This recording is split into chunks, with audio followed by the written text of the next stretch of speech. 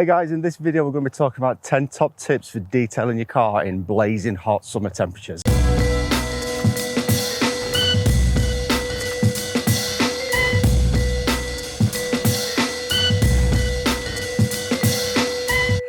Hi, so welcome back. If this is your first time here, my name is Matt, and as I said, today we're going to be talking about 10 tips on how to detail your car if you really must on a really hot summer's day when it's direct sunlight, there's no cloud cover. Yeah, today, not a bad day. Cloudy, we're out, just going for a quick walk. So yeah, let's find somewhere to sit down and we'll go through these 10 tips for you.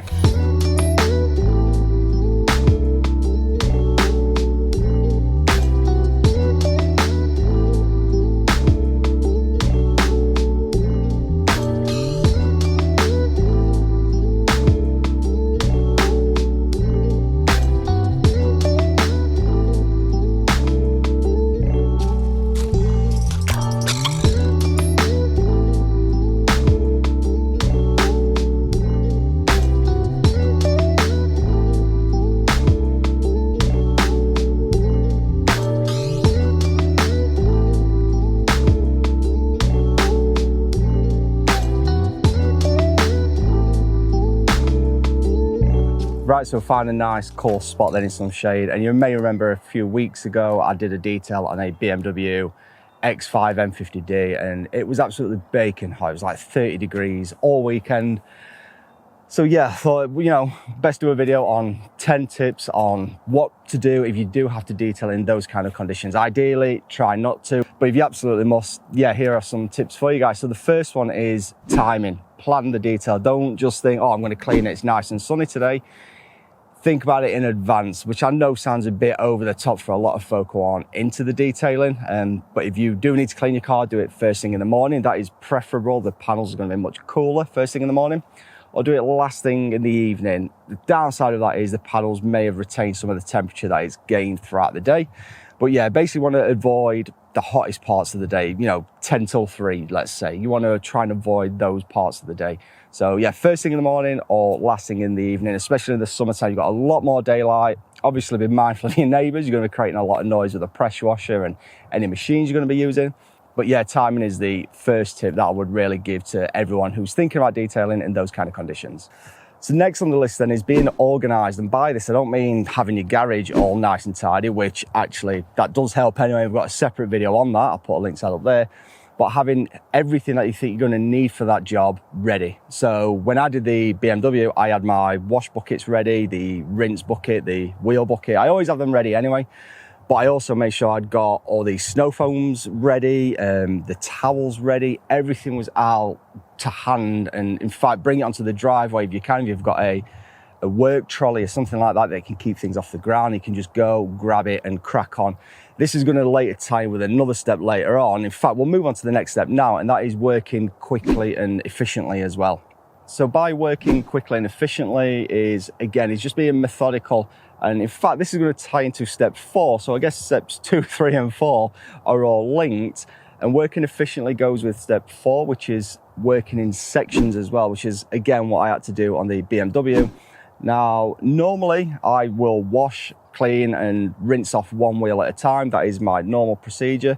However, for the wash stage, I would normally just snow foam the entire car, rinse it down, wash the entire car, rinse it down.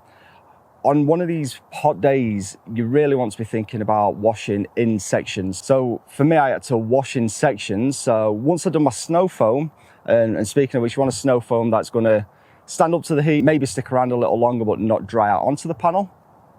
But then when it comes to the wash stage, wash the wing, rinse it, wash the driver's door, the rear door, rinse that off, wash the rear of the car, rinse that. That's how I was working with this. And that also helped me be efficient. You've done that panel, you don't need to touch it again. There's other methods as well.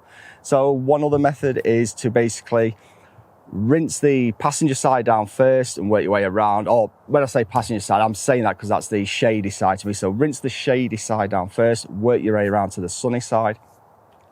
When it comes to the wash stage, again, this is if you want to do it all in one hit. Start off by washing on the shady side, on the cool side of the car, work your way around to the warmer side, And then when it comes to the rinse off the warmer side first, working your way back round to the shady side. So that gives the sun less time to dry out the suds and any chemicals that you may have on the sunny side of the car. As I said, though, I found it was a lot easier just to work in sections. You don't really have to worry too much. But obviously, I'm normally detailing with a camera in hand as well. So I have to work a little bit quicker and think about it a little bit more. But yeah, working in sections, or as I say, working around it a little bit different. So the sunny side has got chemicals on it for the least amount of time as possible. You may get some water spotting, however, there are ways to avoid that. And depending on your detail, it may not be an issue. And we'll get onto that in just a sec. Tip number 5 is keeping cool, and this is both for yourself and the car. So yeah, you're going to hear me say a lot, work in shade. If you can, if you've got a gazebo or an indoor unit, something like that, happy days. You're probably not even watching this video anyway. But for most of you, you're detailing on your driveway, so it is all about keeping cool, and that may mean keep wetting the car down. It's a waste of water. I know a lot of people are going to be screaming in the comments saying you're just wasting water. As I said, this is an absolute, if you must clean your car in these kind of temperatures. So if that is something that bothers you, then obviously don't clean the car, wait till next week. And again, as I say, keep yourself hydrated as well. You'd be amazed how quickly you can get dehydrated. And also moving on to the next step, which is step 6, or tip, should I say, they're not steps, tip number 6. Is protecting yourself as well. I mean, if you look at the end of the BMW video, you'll notice on this side I ended up getting sunburn. Yeah, just don't forget about that. Put a hat on, wear sunglasses. You can get this blind, especially on white and silver cars, really reflecting the sun back.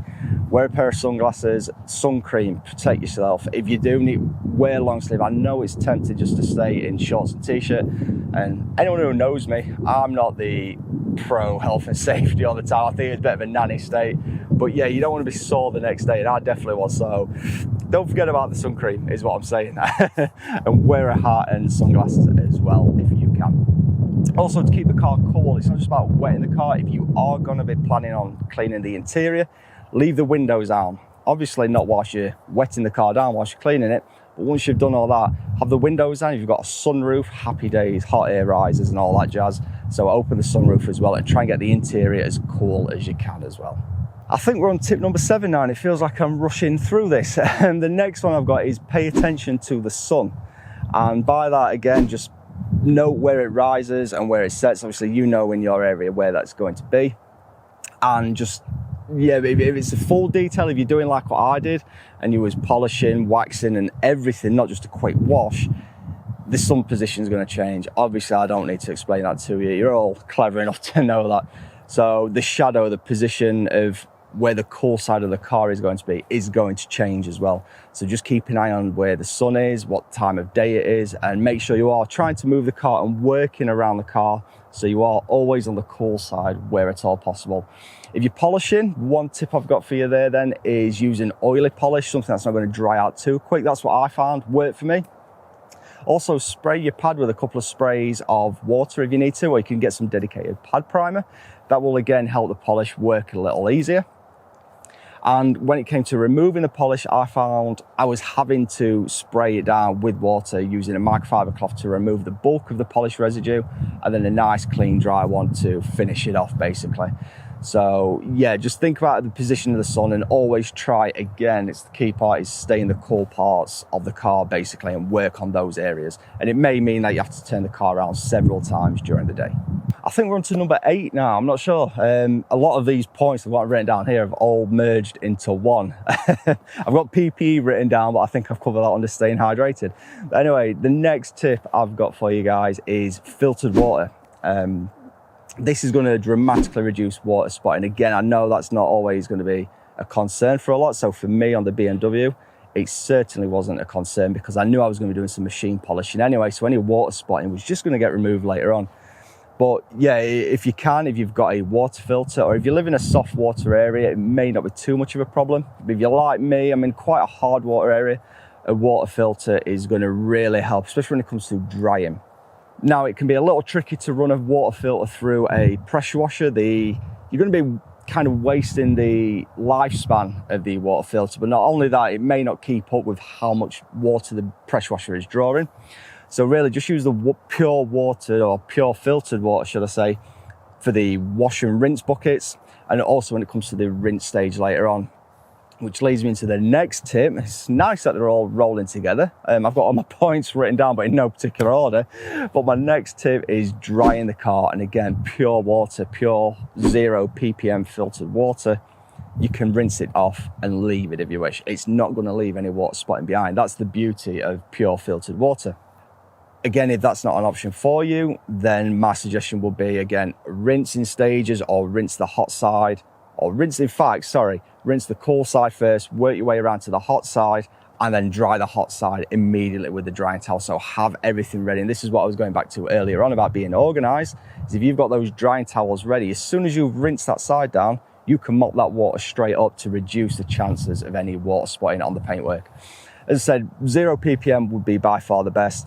And then the other method as well is using a blow dryer. Sometimes they can take a little bit longer, especially on a panel that's got no protection on them.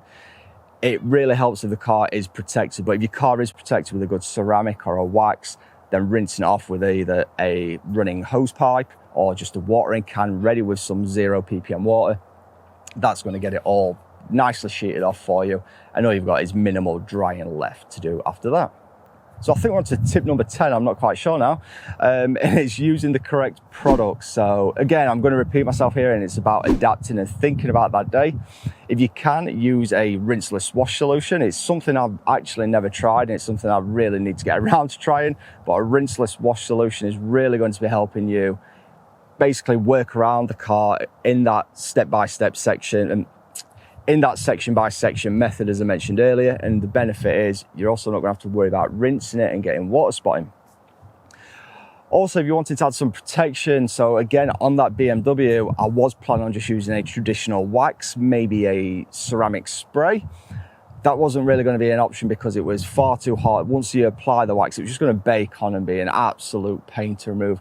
So maybe a sprayable wax through a snow foam cannon. You get plenty of them, like Polar Seal, for example, from Autoglim, or Snow Seal from Valet Pro. Something like that may work. Again, you've got to be really quick if you are using that, because that hot side of the car is going to dry on. So if you are using that, you've got to have everything ready. My method, again, was to make sure I was doing the cool side, was using a sprayable wax. So I was using the fast wax from Detailed Online. Spray that all over the panel. You may need to use a little more than you normally would, and then buff that off with a clean microfiber cloth. So yeah, just adapt to the products that you're using, adapt to the conditions, should I say, and use the right products that you think you're going to need on that day. So as I say, if you're polishing, use something that may be a little bit oilier. For the windows, again, use something that's going to stay on the windows a little bit longer and not evaporate off straight away. So yeah, that's that one for you. And really, I think that's it then. I suppose tip number 11, bonus tip, is if you really don't need to clean the car, don't. It's going to cause you more aggro in the long run, especially if you're not doing a full polish. You probably are going to end up with some water spotting. No matter how well prepared you are, how quick you were, you will be surprised how quickly water and chemicals can dry on the paintwork. I suppose another consideration I should have mentioned is the colour of the car. So obviously darker colour cars are going to get a lot hotter a lot quicker, and they're going to retain the heat in the panel much longer, whereas a lighter colour car is going to reflect some of that heat. So that is another thing that you can consider. You know, you might get away with it on a white car, a silver car, or any of these pastel shade colours that we get these days. But the darker cars, they're the ones you're really going to have to work at. And as I say, if you really don't have to, then don't. Obviously, if you've got a customer wanting it, yeah, you're going to have to find a way of creating some shade. And hopefully, if you are a full-time detailer, or maybe just starting out into detailing, consider getting a really good gazebo. Make sure it's weighted down, because like now, it's just starting to pick up some wind. You don't want that gazebo flying off and scratching on the side of a customer's car. And of course, the best solution is having an indoor unit, but we don't all have that luxury. But yeah, there we go. That's the other one, is don't do it unless you absolutely have to. So I hope you guys find that useful then. Apologies if I waffled on and went a little bit too quick there. I don't know why, even though I was in the middle of nowhere, I just felt like there's someone always watching. But anyway, I suppose the main points is, yeah, work on the sunny side for as short amount of time as possible. Have chemicals on there for as little amount of time as possible. And if you don't have to do it, then just don't. So yeah, I hope you've enjoyed this video, and it's been a little bit different out here. harder call. If you have, make sure you hit that like button. Don't forget to subscribe to this channel, and we'll put a couple of videos here and here that I think might like, and we'll see you in the next one.